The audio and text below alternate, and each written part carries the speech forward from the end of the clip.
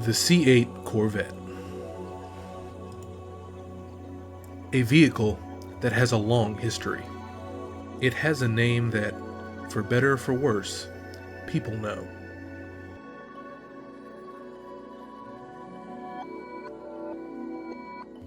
When you think about the pinnacle of American automotive engineering, you think Corvette. You think Stingray. You think naturally aspirated V8.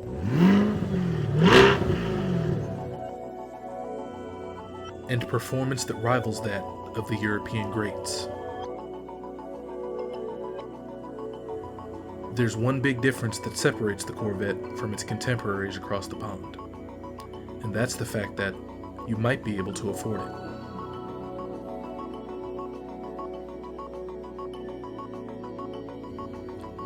Performance that matches the likes of Ferrari, Porsche, and other greats of the Nürburgring, all while coming in at under $100,000 MSRP.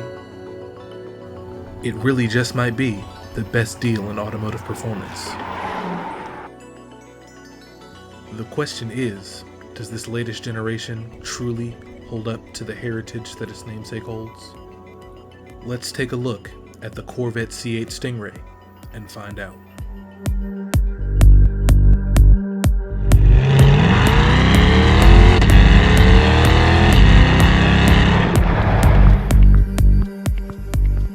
Now I'm sat in the Corvette Stingray C8.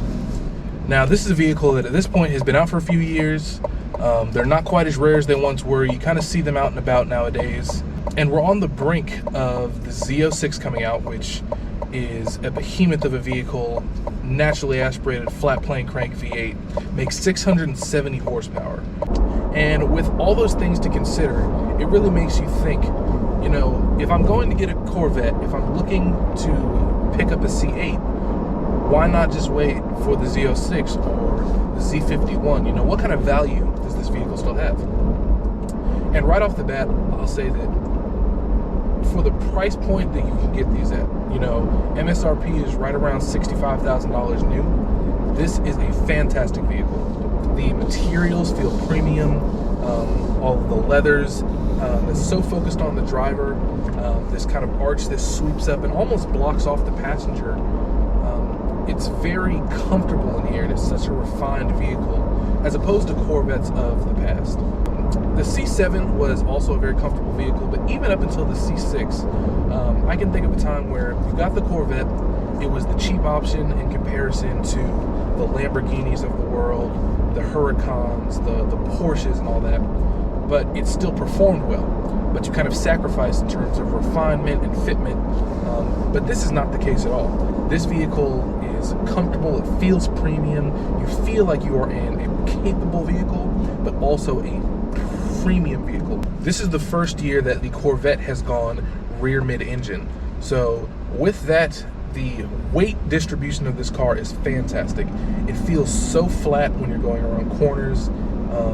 It changed the profile of the Corvette a little bit, and I think it looks fantastic, it looks phenomenal. The proportions are wonderful, and it's a beautiful vehicle. I know I said earlier that it's lost a little bit of its new toy factor, a little bit of its luster, but this is still a vehicle that turns heads. Everywhere you look, people are looking at you like, "Ooh, what is that?" People are waving at you and talking with you, and it really does show you how special this car is, even in this base form. And you know, with this being the 8th generation of a vehicle, it makes you wonder, how does it hold up to the heritage? You know, Corvette is a name that has for a long time meant affordable, fantastic performance. It's a vehicle that competes above its price point. It competes with Ferraris, Lamborghinis, Porsches, anything that you can get for the most part, this competes with it. And I think that this vehicle, it holds up phenomenally well. It performs, you know, as well as you would like it to. This vehicle is incredibly fast. I know this isn't the Z06 with the 670 horsepower, but we still get that fantastic Chevrolet LT2. It puts out 495 horsepower. This is still a phenomenal powertrain, and you can really feel it when you get on it.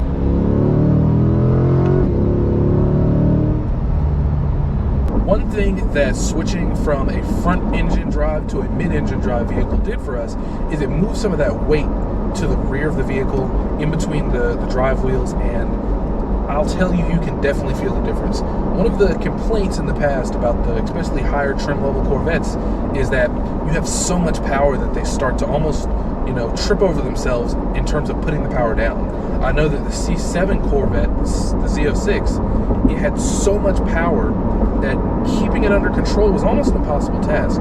So despite having this phenomenal chassis that handled well, it was hard to push it to the brink. This car does not have that problem. It is planted, it stays so flat in corners, you feel so confident while you're driving it, and it feels like every bit of power that you have, you can put onto the ground and utilize.